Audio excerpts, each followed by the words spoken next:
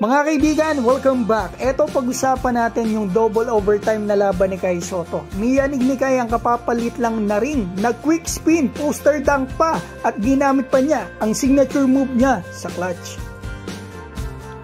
So eto na po, napakagandang laban ni Kai Sotto, napakagaling ng kababayan natin. Ito po yung ginawa niya sa game na ito sa 89ers kung saan ang dalawang imports dito, kagaya niyan si Felicio yung big man na yon, na Brazilian na dati naglaro sa Chicago Bulls. Yung isa naman, eto nga, si Staten Kid America na dati naglaro sa Utah Jazz, nasigawan pa yan ni Kai.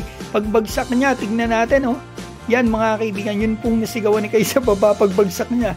Yun yung dating Utah Jazz. So tignan natin yung gagawin pa ni Kai dito. Replay, ang layo ng pasa, ang taas, buti nakuha ni Kai. So yan, nasigawan pa niya si Staten Kid. So ito ang halftime stats natin, medyo kontrolado minuto ni Kai sa first half, 14 minutes, 6 points, 5 rebound, 2 assists, and 60% sa field, at meron si Kai ata dito na isang block.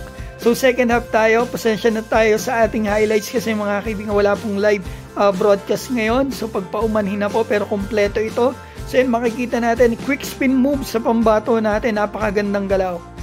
So yan mga kaibigan, nakikita natin improvement sa pambato natin. Nag-improve yung poste niya, rebounding, kaya niya mag-create ng kanyang tira. Mamaya makikita natin yung signature move niya. So ito nakikita natin ginagawa ni Kai dito sa mga recent games niya, mga catch and shoot sa perimeter sa may free throw line. Malamang lagi pasok. So ito makikita natin, tip in kay Kai.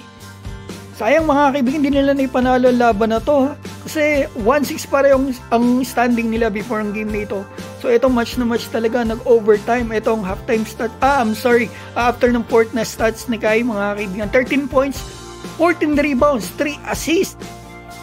So eto po yung nangyari sa unang overtime. 51 seconds naka-free throw si Kai, and then eto nga nangyari mga kaibigan, under 20 seconds ginawa ni Kai ang kanya signature move. Ginagawa niya ito noon nung nasa NBL pa, or nagawa na niya ito noon. At nakakatuwa naman, wala talagang kaba, malakas ang loob, alam ang gagawin sa clutch talaga ni Kai. At eto, kaya sila nakapasok sa second overtime na 3 point ang kakampi ni Kai. Kaso lang dito second overtime talagang wala na sila nagawa sa kalaban nila. So ito yung stats natin, 18 points, 18 rebounds, 3 assists kay Kai Sotto, 7 out of 13.